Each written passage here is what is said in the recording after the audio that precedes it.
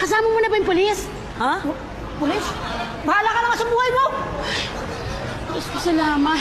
Naku, pasensya ka na, ha? Pati tuloy ikaw, nadamay. Bakit? Ano bang nangyari? Eh, muntik na kasi akong maloko ng mamang yun, eh. Sino ba yun?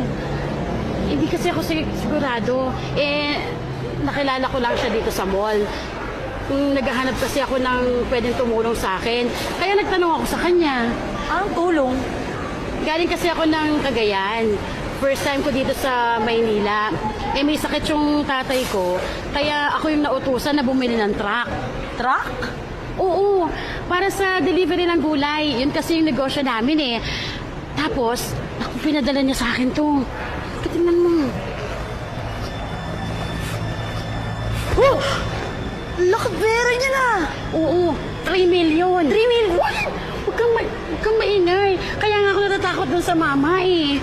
Ang sabi niya kasi sa akin, may kakilala daw siya na mapagbebentahan ng truck. Eh tapos gusto niya, sumama kagad ako sa kanya. Ayoko no. Eh, buti na lang, di ka sumama. Malamang lulukuhin ka lang nun. Oo nga eh. Ang mahirap pa, eh wala akong kakilala dito. Ako nga pala si Rose. Ako si Maria. Maria, madalas ka ba dito? Oo. Alam mo ba kung nasaan yung food court? Oo, dun yun oh. Sa taas. Bakit? Eh, kasi may kausap na talaga yung